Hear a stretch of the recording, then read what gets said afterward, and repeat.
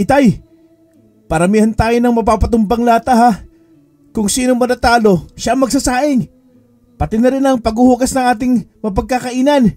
Payag ka po ba? Aba, lokong bata ito ah. Akala mo urungan kita. Palagi kang talo sa akin eh. Ikaw pa talaga may ganang maghamon ha. Sa akin ka lang natutong gumamit ng gatilyo. Kaya hindi mo ko matatalo. Huwag kang pakakasiguro, Itay. Alalahanin mo po, mahusay ka magturo, kaya mahusay na rin ako umasinta. Kaya tignan na lang natin. Ganong estilo maglambingan ang mag-amang Gestoni at RV. Sa tuwing nag-iensayo sila sa paggamit ng baril, ay dinadaan nila sa kulitan. Mahal na mahal ni Mang Gestoni ang kanyang anak. Simula nang mamatay ang asawa nito, ay hindi na niya naisipang mag-asawa pa ng iba. Itinuon na lamang nito ang buo niyang atensyon kay RV at hasain sa paggamit ng baril para maipagtanggol balang araw ang sarili sa mga lumalaganap na kampon ng kasamaang lahi ng mga aswang. Matagal ng birador si Mang Gestoni ng mga aswang na mayroong patong sa mga ulo na malalaking halaga. Binabayaran silang mga birador ng isang mayamang negosyante kapalit ng pagtugis ng mga ito sa aswang na makursunadahan nitong kunin ang ulo at gawing koleksyon sa ginagawa nitong tinatawag na museo ng mga aswang. Gusto ni Mang Gestoni na kung maaari ay wag nang sundan pa ng kanyang anak ang naging sistema ng kanyang pamumuhay. Pero alam niyang nasa dugo na nila ang pagiging isang birador, kaya hinasa na lamang niya ito at hindi na tinutulan kung yun nga ang nakatadhanang mangyari, ang maging birador din ng mga aswang si RV. Sa patuloy na pag-iensayo ay makikitaan ni Mang Gestoni ng potensyal sa paggamit ng gatilyo ang binata. Masasabi kasi niyang napakabilis nitong matuto at halos parehas na silang asentado sa pagpapatama sa mga bagay na ginagawa nilang target katulad ng lata, prutas at iba pang pwede nilang mapagpraktisan.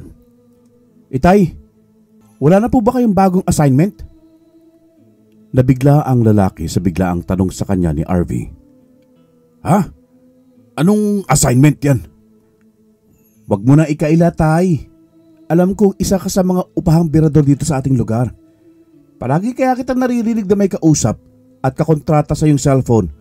At pagkatapos yung magkasundo sa presyo, saka ka pa lamang pagpapaalam sa akin na mawawala ka ng ilang araw bago ka lalarga. Tay, hindi na po ako bata, kaya alam ko na po ang kalakaran ng ating kinabubuhay. Mas lalong hindi nakaimik si Mang Gestoni dahil sa paglalahad ng binata sa kanyang mga nalalaman. Iiwas pa sana ito, subalit hindi na siya pinayagan ni RV. Tay, gusto ko pong sumunod sa yapak nyo. Gusto ko rin maging isang upahang birador. Anong silbi ng mga tinuro mo sa akin kung hindi ko lang din naman mapagkakakitaan? Muling humarap si Mang Gestoni na seryosong tinignan ng kanyang anak. Napapailing pa ito, pero banaag niya sa mga mata ng binata na desidido ito sa gusto niyang tahaking buhay. Anak, masyadong delikado ang pagsagupa sa mga aswang eh. Hindi sila ordinaryong mga tao lamang na kayang takutin o gulatin. Mababangis sila, lalong-lalo na ang mga lahi ng bangkilan, harimudon at gabunan. Masyado ko pang bata para maging... Kaya nga po, Tay. Kaya nga po tinuturuan niyo ko. Hindi ba para ang kakayahan niyo mamana ko? Magtiwala kayo sa akin, Tay. Magiging kasing husa niyo din ako sa pagpaslang sa mga aswang na yan. Basta. Hindi na muna sa kayo, anak. May tamang panahon para dyan. Kaya kung maaari, RV, huwag ka nang makulit. Opo, Tay. Pero tuparin niyo pimpustahan natin, oh. Ha? Anong pustahan? Talo ko po kayo sa paramihan ng nabaril na lata. Kaya kayo po yung magsasaing at magluluto ng ulam. Napakamot na lamang sa ulo ang lalaki habang tumatawa naman si RV na dumiretso sa batis para maligo. Wala namang nagawa si Mang Gestoni kung hindi ang tuparin ang kanilang pustahan. Ay nako, napakatusong bata talaga nito. Pero hindi ko lubos akalain na kaya na niya akong talunin sa aming paligsahan. Dati-rati siya naman ang lagi natatalo. Ang bilis talagang matuto ng batang to. May potensyal talaga. Pagkatapos maglinis ng katawan, ay sumunod na ring umuwi si RV sa kanyang ama. Nadatnan niya itong nangangatay ng manok para sa kanilang ulam. Ayos! Paborito ko! Tinolang manok! Sarapan mo tay para mapalaban ang kaldero natin mamaya. Loko ka talaga. Kailan ba ako nagluto ng hindi masarap? Lagi po tay. Kasi ngayon ka lang naman magluluto eh. Ngayon lang kasi kita natalo. Ay, oo nga pala. Nagtawanan ang mag-ama bago pumasok si RV sa banyo para magbanlaw ng katawan. Nakasalang na rin sa lutuan ang nilulutong manok ni Mang Gistoni nang makapagbihis ang binata. At makalipas lamang ang halos 1 oras na pagpapalambot ay naluto na rin yon. Oy, RV, dahan-dahan ka naman. Parang may agkagaw ka sa pagkain Mabilaukan ka dyan. Sarap kasi tayo eh. The best ka talaga magluto. Halos hindi makapagsalita si RV dahil sa dire-diretso nitong pagsubo.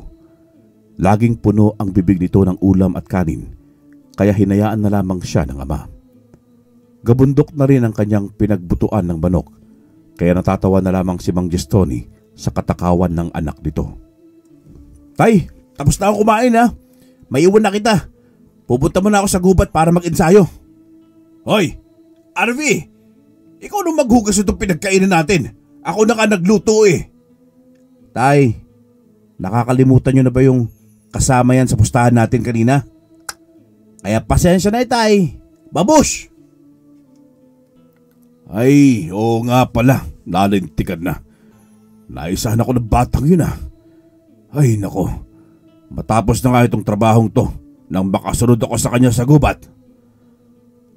Sa gubat ay naghanap ng nakatumbang puno si RV. Doon kasi niya ipapatong ang mga pinulot na lata para magamit niya sa pag-iinsayo ng baril. Kaagad namang nakahanap ang binata ng mapupwestuhan.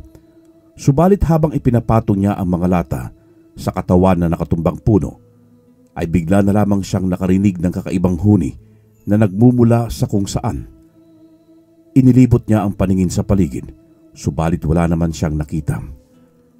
Sa kabilang gilid ng gubat ay bigla na lamang nagsigalawan ang mga dahon. Dala ng kuryosidad ay dahan-dahan itong nilapitan ni RV para alamin. Sino yan? May tao ba dyan? Itay, ikaw ba yan? Pero walang sumasagot. Marahang hinawi ni RV ang mga dahong nakita niya nagsigalawan kanina nang malapitan niya ito. Ganon na lamang ang kanyang gulat nang bulagain siya ni Mang Gistoni. Bulaga! Ay naku! Humalakhak ng malakas si Mang Gistoni sa naging reaksyon ng binata. Ano ko ba naman tay? Papatayin mo yata ako sa gulat eh. Hindi ko akalaing magugulatin ka pala anak. Yan, ang takaw mo kasi. Hindi na lamang umimik ang binata. Padabog itong bumalik sa kanyang pagpapraktisan. Subalit ganon na lamang ang kanyang pagtataka nang wala na doon ang mga latang kanyang ipinatong. Tay naman, kayo naman tama na nga yung trip nyo. Ilabas nyo na yung mga lata ko. Ha? Lata? Anong mga lata? Wala akong alam dyan. Tay naman huwag ka na magmaang Shhh! Bigla siyang tumahimik. Ipinagpaliban muna nila ang pagtatalo dahil sa pamilyar na tunog na narinig ni Mang Gistoni. Nagpakiramdaman ang mag-ama hanggang sa makumpirma ng lalaki na tama ang kutob niya. Alis to anak. May aswang sa paligid. Ihanda mo ang sarili mo ha. Opo tay.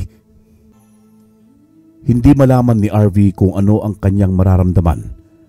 Sabik siyang makakita ng aswang pero parang nangingibabaw ang kanyang takot. Lalo na nang maalala niya ang sinabi sa kanya ng ama kung gaano kababangis ang mga ganoong nilalang. Sa katunayan ay hindi niya alam ang gagawin kapag nakaharap na niya ang mga ito. Oh, ba't parang naistatwa ka dyan? Huwag ka munang mag-isip ng kung ano-ano. Mag-focus ka sa paligid. May pagkatraidor ang mga aswang. Saka lamang sila atake kapag nakasilip sila ng magandang pagkakataon. Kaya umayos ka dyan. Etong tandaan mo, kung hindi sa puso, sa ulo mo sila asintahin. Doon lang ang kanilang mga kainaan. Maliwanag ba? Ha, RV? Tanging pagtango lamang ang naisagot ng binata. Mas humigpit din ang hawak nito sa kanyang baril. Dahil sa kabisado na ni Mang Gestoni ang mga ganong sitwasyon, ay wala siyang pamimilian kung hindi ang alalayan at protektahan ng kanyang anak. Maski alam niyang bihasa na ito sa paghawak ng baril, pero hindi pa nito nararanasan ang makapatay ng kahit anong nilalang, lalo na ang mga aswang. Mas tinalasan ng lalaki ang kanyang pakiramdam at paningin upang hindi sila mabigla ng mga ataking kalaban. Hanggang sa nangyari na nga ang kanina pang inaasahang mangyari ni Mang Gestoni, isa-isang lumabas ng palundag ang mga aswang sa masukal na pinagtaguan ng mga ito. Sa ere pa lamang ay inaasinta na ng lalaki ang mga lumuntag at pagbagsak ng mga ito sa lupa ay may nakatanim ng tingga sa kanilang mga ulo at dibdib. Hindi naman magawang itutok ni RV ang kanyang baril dahil sa bilis ng pangyayari. Mas lalo kasi nadagdagan ng kanyang takot nang masilayan niya sa personal ang mabangis na itsura ng mga aswang. RV! Anong ginagawa mo? Mapapahamak ka sa ganyang ayos mo eh. Ilabas mo ang tapang mo, anak. Akala ko ba gusto mong maging upahang birador, ha? Mga karaniwang aswang pa lamang ang mga ito. Kaya huwag kang panlabutan ng tuhod. Banaag pa rin sa mga mata ni RV ang labis na takot. Imbes na itutok sa mga kalaban, napayakap pa siya sa kanyang baril habang nanginginig. Hindi naman hinayaan ni Mang Gestoni na malapitan ang tulala niyang anak ng mga aswang. Lahat ng nagtatangka ay kaagad niyang pinapaslang. Sa husay ni Mang Gestoni sa paggamit ng baril ay halos walang nasasayang sa kanyang mga bala. Lahat ng kanyang pinapaputok ay tumatama sa mga kalaban ng walang mintis. Napapailing na lamang si Mang Gestoni dahil sa inaasta ng kanyang anak. Hindi naman kasi niya masisisi ang binata dahil nabigla ito sa pangyayari. Puwisit na mga aswang ito. Bakit parang ang dami naman nila? Mukhang pinagplanuhan ng mga ito ang kanilang pag-atake, ha. Buti sana kung nakakatulong ngayon si RV. Wala sanang problema. Hoy, RV! Ano't hindi pa nawawala yung daga mo sa dibdib, ha? Lumabang ka! Tulungan mo ako dito! Napapikit si RV nang muli niyang marinig ang boses ng ama saka lumunok ng laway. Sa muli niyang pagdilat ay marahan niyang iniunat ang kanyang kanang kamay na may hawak na baril. Sa kanya ito tinutok sa aswang na nakatingin sa kanyang kinaroroonan. Nabuhayan naman ng loob ang kanyang ama.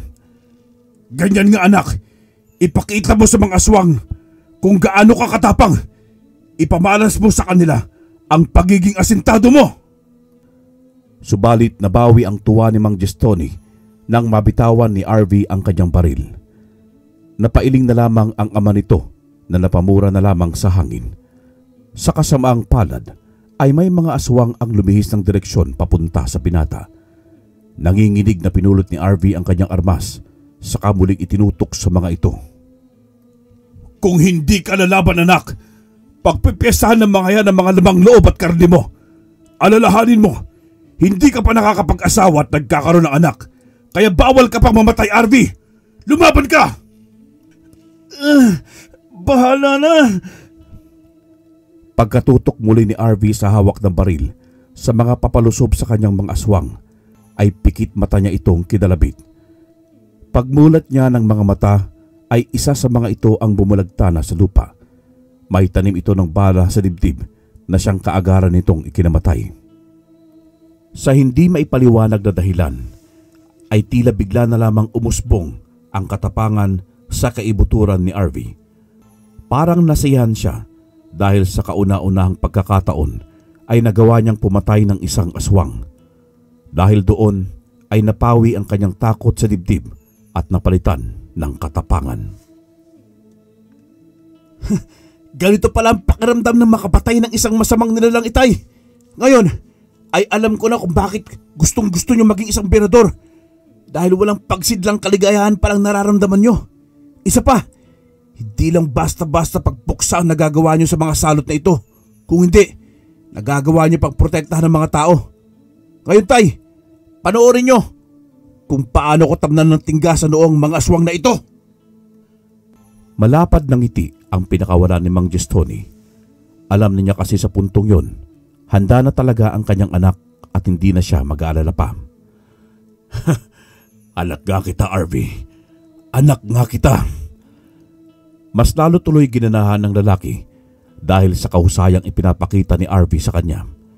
Lahat ay puro sapul sa ulo at dilat ang mga matang bumubulagta sa lupa ang mga aswang. Nang matapos ang paglipol ng mag-ama sa mga ito, saka pa lamang napag-isip-isip ni Mang Gestoni ang isang bagay na parabang hindi malayong mangyari. Kaya naman mabilis nitong kinuha ang kanyang cellphone upang tawagan ang taong una niyang naisip. Subalit paglabas niya nito ay sakto naman pagtawag ng taong gusto niyang tawagan. Hello? Boss! Sakto ang pagtawag mo. Ako sanang tatawag kaso naunahan mo lang ako. May gusto sana ako sabihin pero mauna ka na magsabi, boss. Sinabi naman ng lalaking nasa kabilang linya ang nangyaring karumal-dumal sa mga inuupahan nitong berador. Nanlaki ang mga matang nakikinig si Mang Gestoni na napapabaling pa ng tingin kay RV na may kahulugan. Sa katunayan nga, boss, katatapos lang din naming makipagtagisan ng tapang sa mga aswang ngayon. Napakarami nilang sumugod. Mabuti na lamang at mahusay na itong anak ko sa paghawak ng gatilyo. Kaya nagapi namin sila at nalipol. Kung sakaling ako lang ang mag-isa, naku, baka natulad na ako sa kalunos-lunos na nangyari sa aking mga kasabang berador. Pagkatapos magsalita, isang imbitasyon mula sa boss ang inalok nito kay Mang Gestoni. Hindi naman makatanggi ang lalaki dahil sa malaking tao ang nagyayaya sa kanya. Sige, boss. Baka kaasa kayo na darating ako. Sige po. Tay, sino yun? Yung boss ko, anak. Niyayaya akong dumalo sa kanyang kaarawan. Bukod dun, may importante din daw siyang sasabihin sa akin. Pwede po ba ako sumama sa'yo, Tay? Nako, gustuhin ko man, anak. Kaso bawal Hindi pwede kasi iilan lang kaming nakakakilala ng personal sa aming big boss. Kami lang nalubos ng pinagkakatiwalaan at ang kanyang mga tauhan ang nakakaalam ng tunay niyang pagkatao. Pasensya ka na, anak, ha. Pero hayaan mo, sisikapin kong maireto kita sa kanya. Ngumiti lang si RV, tanda ng kanyang pagtugon. Ramdam naman ni Mang Gestoni na tila gusto na talagang sumama ng binata sa kanya. Subalit hindi talaga maaari, kaya ang ginawa na lamang niya ay inakbayan ang anak sa kakinausap ng mabuti habang tinatahak ang daan pauwi sa kanilang bahay. Matiwasay naman silang nakabalik at mukhang naipaintindi naman ng mabuti ni Mang Gestoni kay RV ang sitwasyon.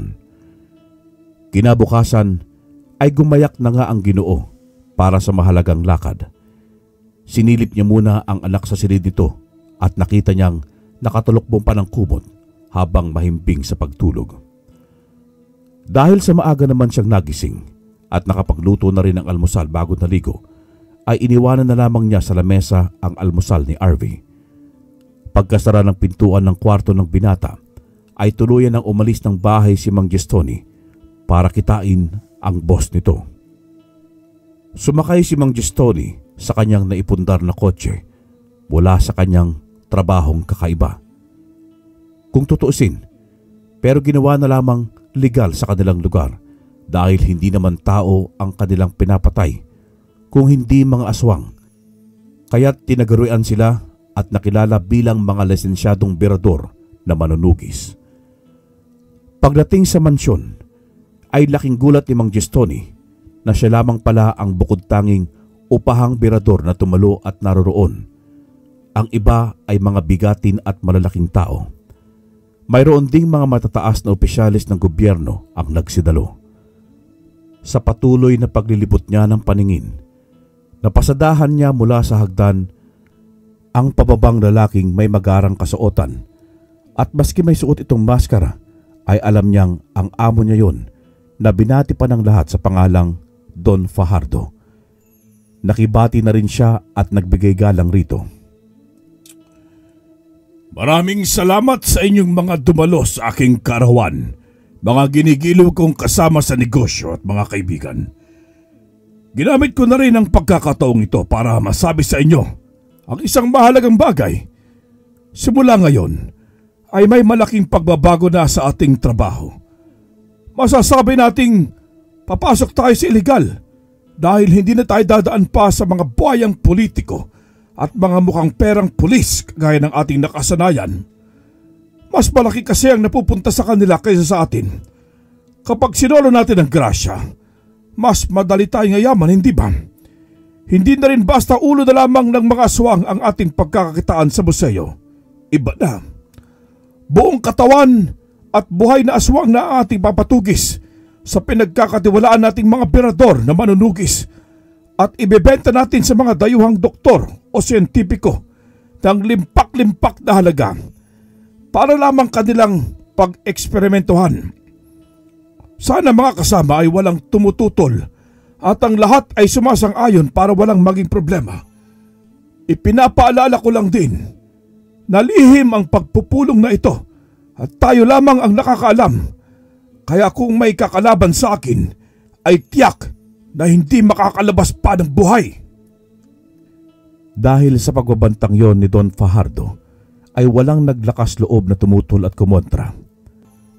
May mga mangilan-ngilan sa mga ito na labag sa kanilang kalooban ang gumawa ng iligal, pero wala silang pamimilian kung hindi ang pumayag at tanggapin na lamang ang alok sa kanila kaysa naman kumontra pero kamatayan naman ang kapalit.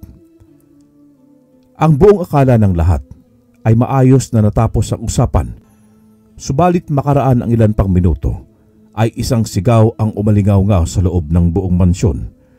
Yun ay walang iba kung hindi ang isa ring Don na malaki ang sosyo sa negosyong yon. Siya si Don Artemio. Kilala rin bilang isang mayamang negosyante pero patas kung lumaban. Kauna-unahang kasama ni Don Fajardo na nagtatag ng mga negosyo simula noong mga bata pa sila. Ayon kay Don Artemio, hindi siya payag sa gustong mangyari ni Don Fajardo at maski magkamatayan ay hindi sila papayag na gumawa ng iligal 10 na kanyang mga tauhan at kasamahan. Sinabi pa nito na aalis sila ng mansyon sa ayaw at sa gusto ni Don Fajardo. Inalalayan naman ito ng kanyang mga tauhan palabas ng malaking bahay. Sige, kaibigang Artemio. Total mahaba-habang taon rin at malalim ang ating pinagsamahan. Kaya papayagan kitang makaalis kasama ng iyong mga tauhan. Salamat sa ilang taong pagkakaibigan. Hanggang sa muli! Pero hindi gusto ni Mang Gestoni ang mga sumunod na ikinilos ni Don Fajardo.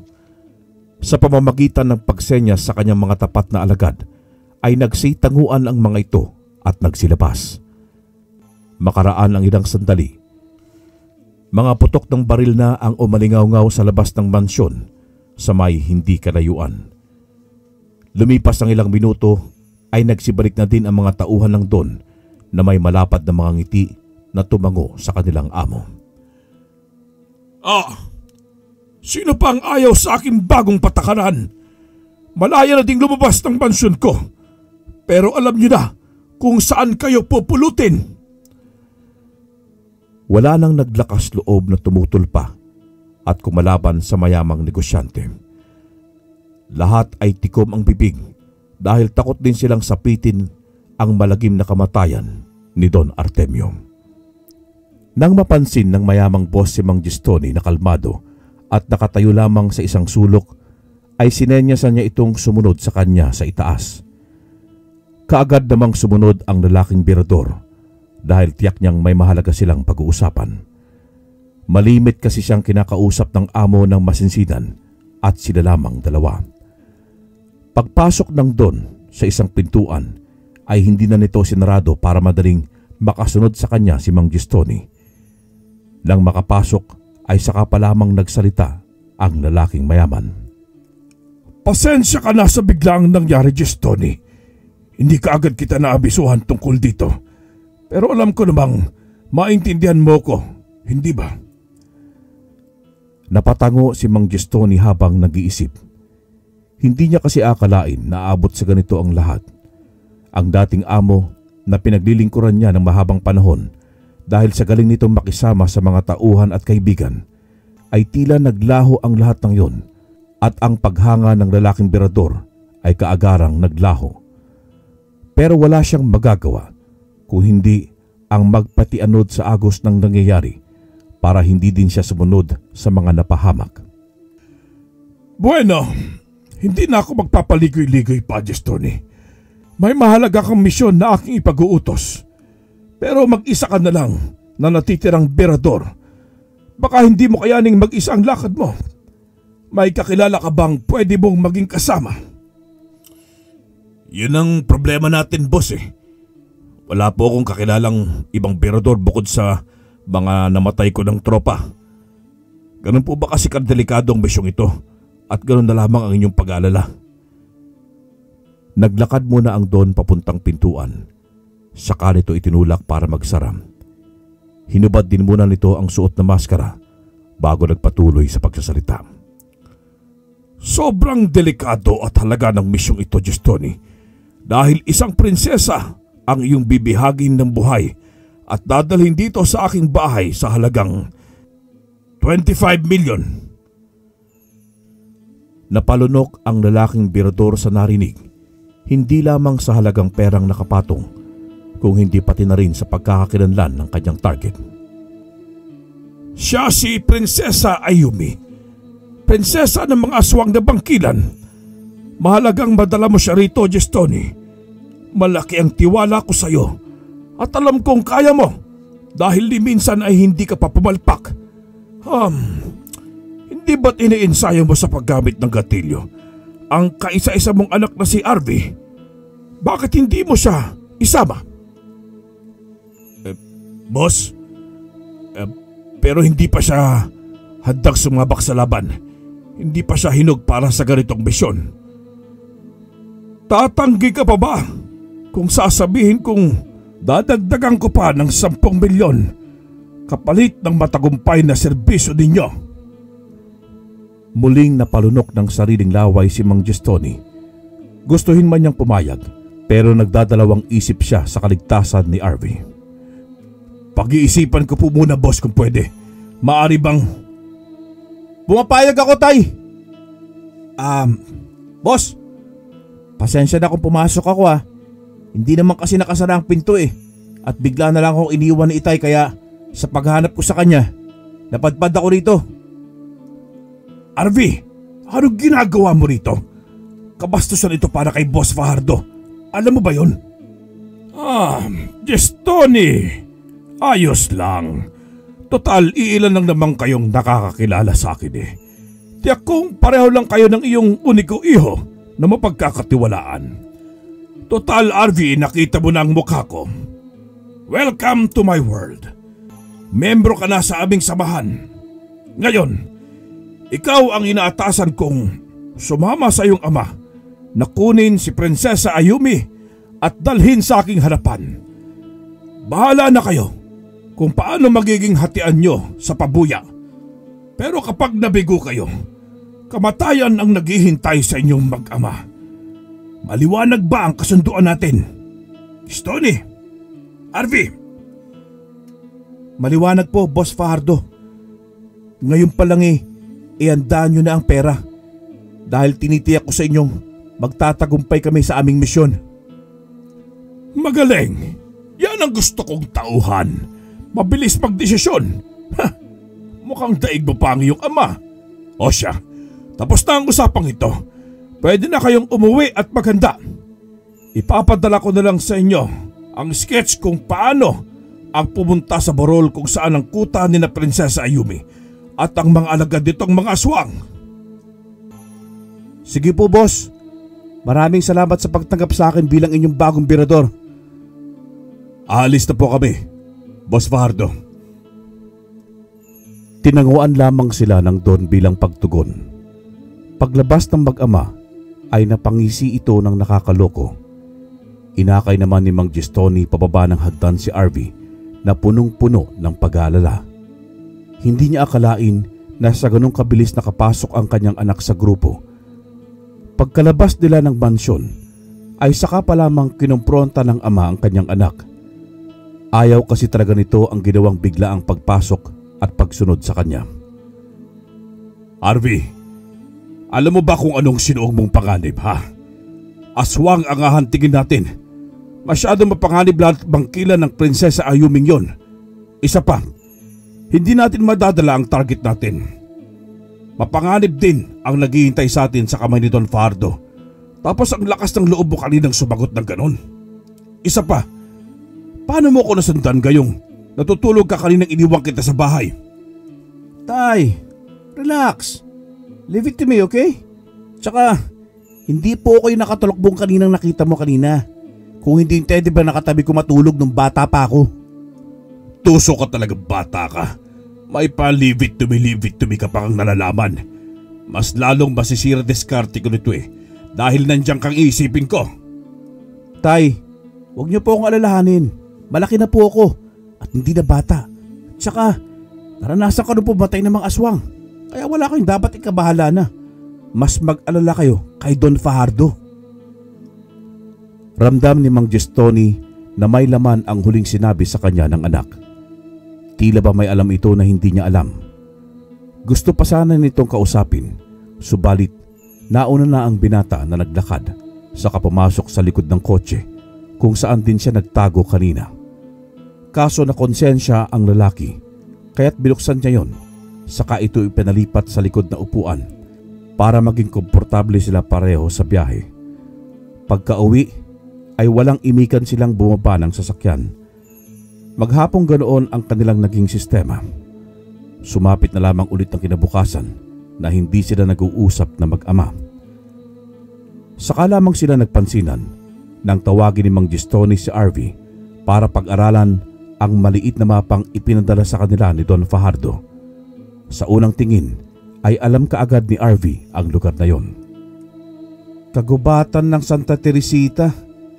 Tanging daan papunta sa burol ng Makabawi. Medyo malayo din ang lugar na yan, tay.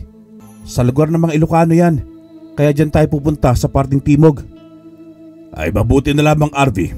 At kahit papaano may natutunan ka sa mga kaibigan mong dayuhan bago sila bumalik sa kanilang lugar. Nagamit mo ngayon ang natutunan mong yan. O siya, mag-impake ka na at lalakad na tayo ngayon din. Kaagad nga silang gumayak ng mag-ama at inimpake ang mga importanteng bagay na dadalhin. Gamit ang kanilang kotse ay tinumbok nila ang direksyon papuntang norte kung saan naroroon ang kanilang pakay na bihagin at dalhin sa kanilang boss. Humigit kumulang 12 oras din ang kanilang nilakbay dahil sa nadaanang traffic kaya sila natagalan. Marami kasing kalsada na under construction kaya mas lalong sumikip ang mga kalsada. Pagdating nila sa Santa Teresita, pagbaba ng kotse ay nagtanong-tanong kaagad sila kung saan merong paupahang bahay. Mabuti na lamang at mabilis silang nakahanap. Isang binata ang sumama sa kanila para gabayan sila papunta sa bahay na pinapaupahan at malapit din yon sa paanan ng kagubatan. Kinausap nila ng mabuti ang landlady at nang magkasundo sa presyo ay binayaran kaagad yon ng mag-ama. Ibinigay naman sa kanila ang susi ng bahay at bago nila ipinasok ang mga dalang gamit ay binigyan muna nila ng pakonsuelo di bobo ang binatang naghatid sa kanila roon. Laking pasasalamat naman ng binatang yon sa natanggap na 500 piso mula sa mag-ama dahil malaking tulong na yon para sa kanyang pamilya.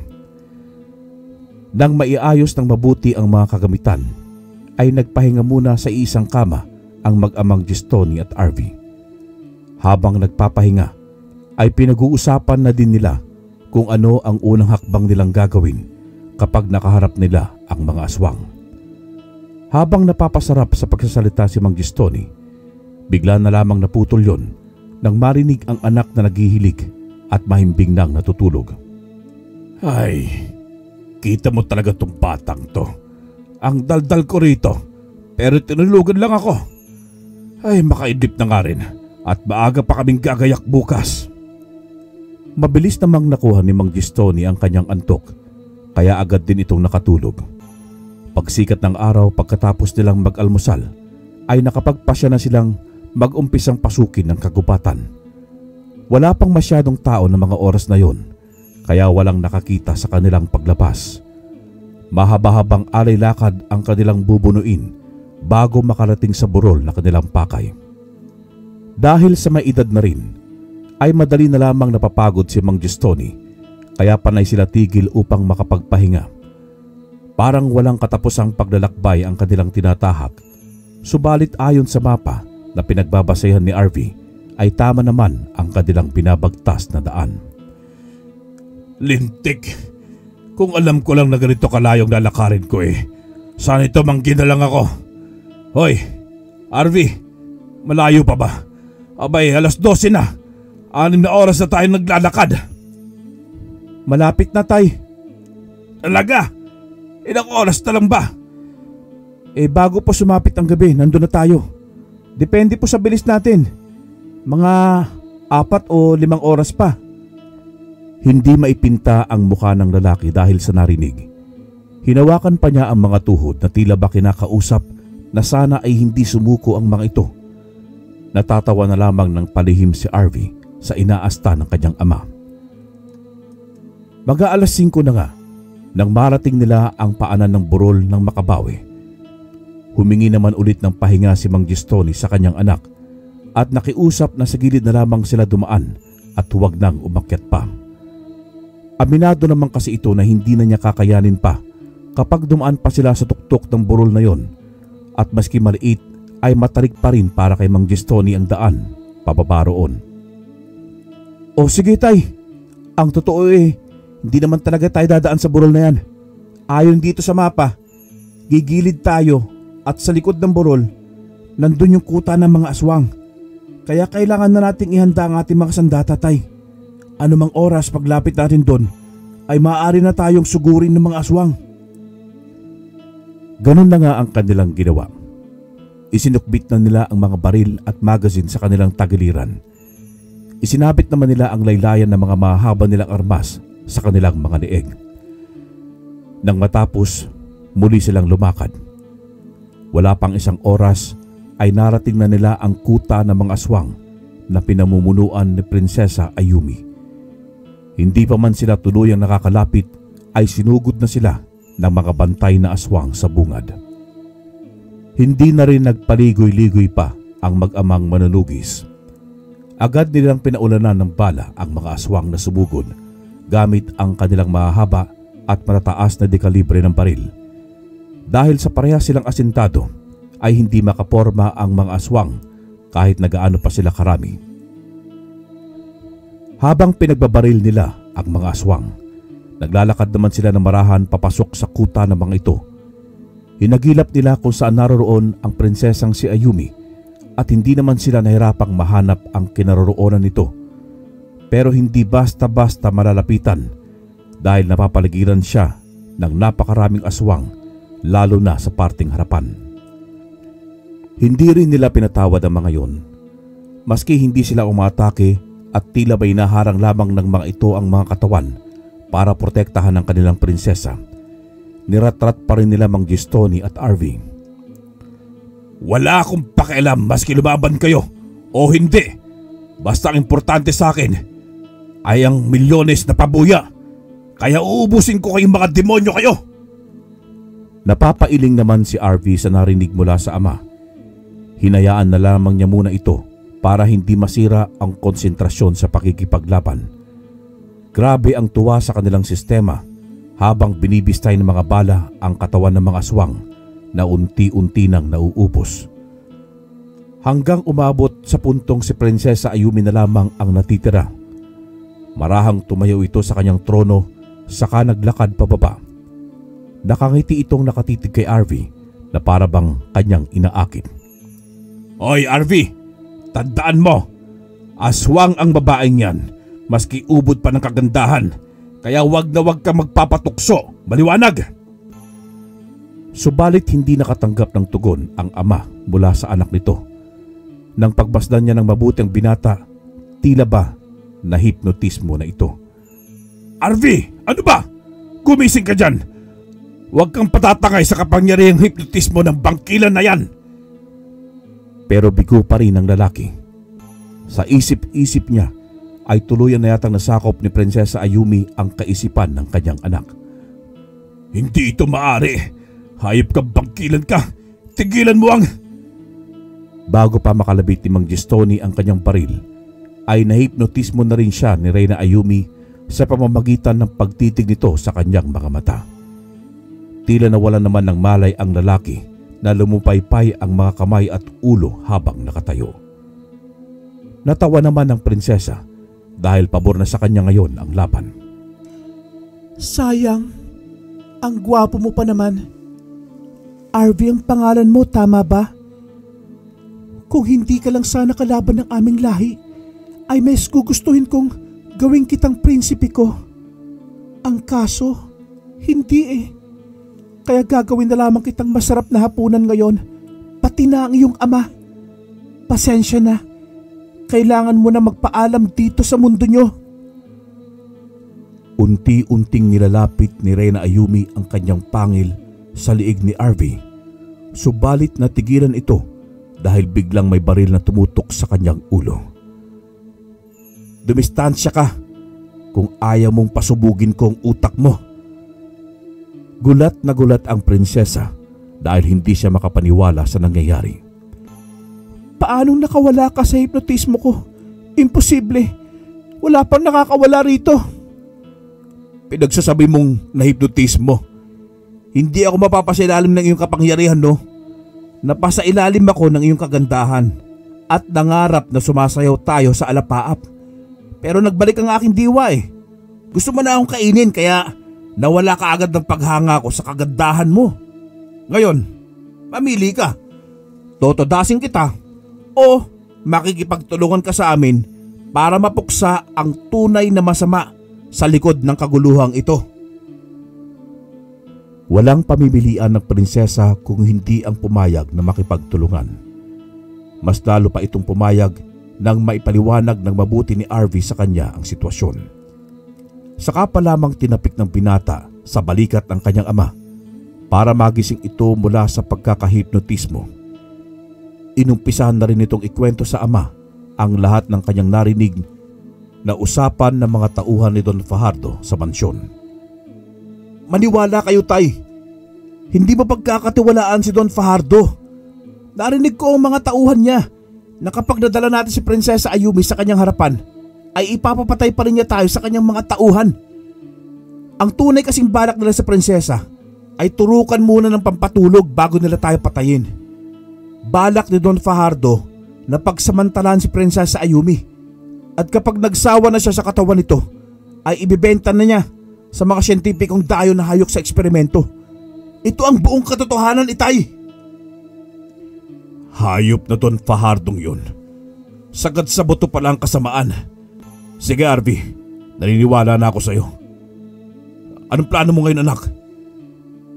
Ngumiti muna si Arvi sa kanyang ama bago nito sinabi ang plano. Alam na ni Prinsesa Ayumi ang plano ko, itay. Magkakapera na tayo, makakaganti pa ang prinsesa. Makinig kang mabuti, itay, ha? Ipapaliwanag ko sa iyo. Pinakinggang mabuti ng ama ang salaysay ng kanyang anak na binata. Nang matapos ay saka pa lamang nakuha ni Mang Gistoni ang plano. Sang-ayon din ito sa gustong gawin ng kanyang anak. Baka naman tapos na kayo sa pag-uusap. Pwede na ba tayong maglakbay? Malayo ang kabihas nandito kung lalakarin dahil maraming pasikot-sikot. Kung magtitiwala kayo, sa himpapawid tayo dadaan. Ililipad ko kayo pareho para diretso natin mabaybay ang direksyon pabalik sa paanan ng kagubatan. Ituro lang ninyo sa akin kung saan tayo bababa. Sumang-ayon naman ang mag-ama, lalong-lalo na si Mang Gistoni sa alok ng dalagang bangkilan. Kumapit naman ang mga ito ng mabuti sa mga kamay ni Prinsesa Ayumi, saka sila nito inumpisahang ilipad. Itinuro nila ang direksyon kung saan sila lalapag nang matanaw nila ang kanilang kotse mula sa itaas. Halos wala pang isang oras ang kanilang nilipad dahil na rin sa angking bilis ni Prinsesa Ayumi.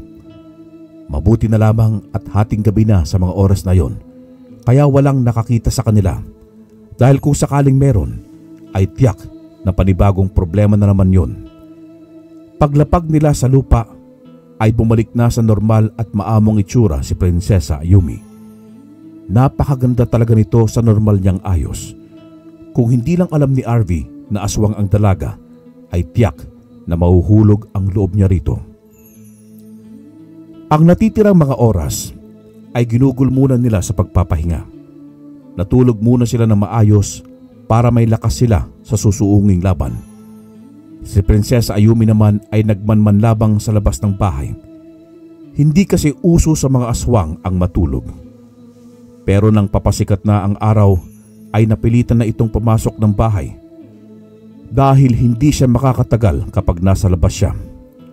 Napabalikwas naman ang mag-ama mula sa pagkakatulog dahil sa nagawang ingay ng dalagang bangkilan. Bakit, Prinsesa Ayumi? Takot ka ba sa araw? Hindi ka ba pwedeng masinagan ng sikat ng araw? Pwede naman. Kaso hindi kami pwedeng magtagal sa liwanag ng araw dahil pwede kaming mabulag. Sanay kasi ang aming mga mata sa kadiliman. Ang tanging liwanag lamang na kaya naming tanggapin at nagbibigay pa ng karagdagang lakas sa amin ay ang sinag ng buwan, lalo na kapag kabilugan nito. Ah, ganun ba? Hindi bali, ayos lang yan. Magagawan ko ng paraan yan. Teka lang ha. Lumabas si RV na nagmamadali, samantalang si Mang Gistoni ay bumalik sa pagtulog. Pagbalik ng binata ay may dala na itong kulay itim na salamin sa mata. Ipinasuot niya yun sa prinsesa, saka sinubukang pasilipin sa labas. Epektibo naman ang naisip na itiyan ni RV dahil hindi nasilaw ang bangkilan. Ayos tong naisip mo, RV ha. Salamat. Naku, walang anuman. Teka lang ha. Maghanda lang kami ng almusal ni Itay bago tayo bumiyahe. Alam ko kasing hindi ka kumakain ng pagkain namin eh. Kaya magsawa ka na lang mamayang gabi. Agad na nakuha ng prinsesa ang ibig sabihin ng binata. Napangiti pa ito at napatango. Pagkaluto ni RV ay ginising na niya ang ama para mag-almusal. Nang matapos ay naligo na muna sila para mapreskohan ang sarili at pagkatapos ay gumayak at saka sila sumakay ng kotse. Magkatabi sina RV at Prinsesa Ayumi sa harap ng kotse, samantalang si Mang Gistoni ay sa bandang likod dahil gusto niya ulit matulog. Bago sila dumiretso ng mansyon, ay bumili muna sila ng isang bagay na magagamit nila sa pinaplano. Pagparada nila sa tapat ng mansyon, ay kaagad nilang inutusan ang mga ibang tauhan roon na tulungan sila sa pagbuhat sa kabaong.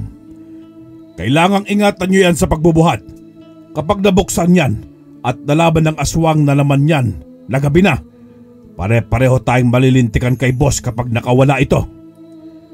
Sa sinabing yon ni Mang Gistoni, ay todo pag-iingat ang ginawa ng mga ito sa pagbuhat sa kabaong. Pagkatapos nilang madala yon sa harap ng pintuan ng kwarto ng kanilang boss, ay pinaalis na sila ni Mang Gistoni.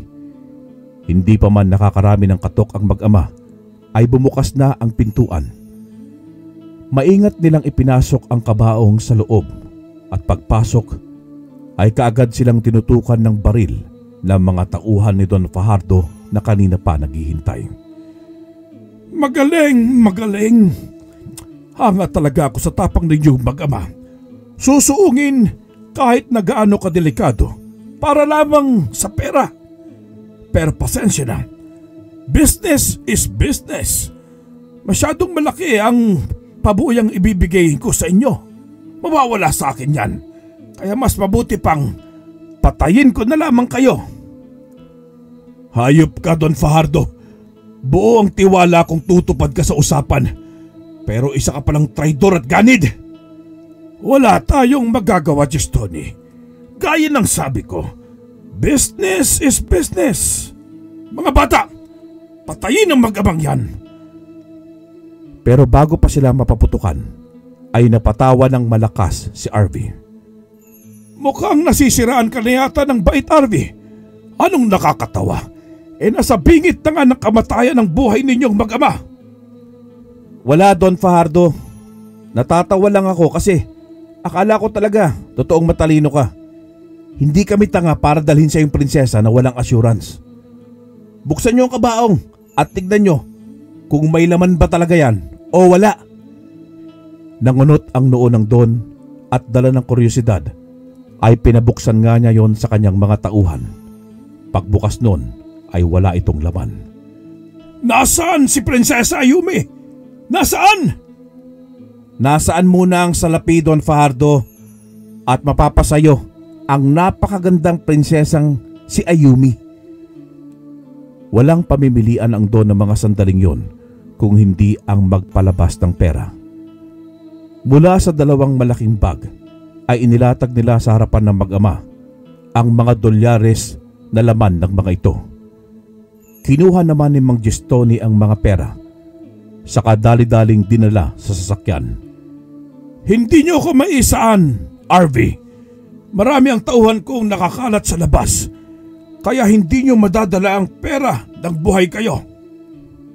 Diyan ka nagkakamali, Don Fajardo. Dahil ang mga tauhan mo na pinagyayabang mo ay paniguradong mga nayanggaw na silang lahat ngayon at sunod-sunuran na kay Prinsesa Ayumi. Anong ibig mong Maligayang pagkikita, manyakis na Don. Walang nagawa ang natitirang grupo ni Don Fajardo nang pagpasok ni Prinsesa Ayumi sa kwartong yon ay siya namang pag-atake ng mga bagong sibol na aswang ng mga dating tauhan ng Don na niyanggaw ng prinsesa. Halinhinang nilapa nila ang mga ito at si Don Fajardo ang ginawang pantawid gutom ni Prinsesa Ayumi.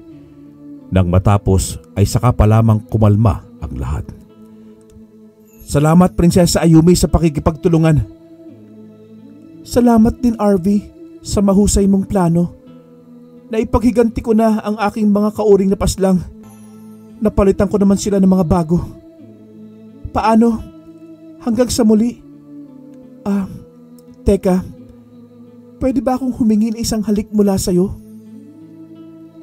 Abat, pwede naman.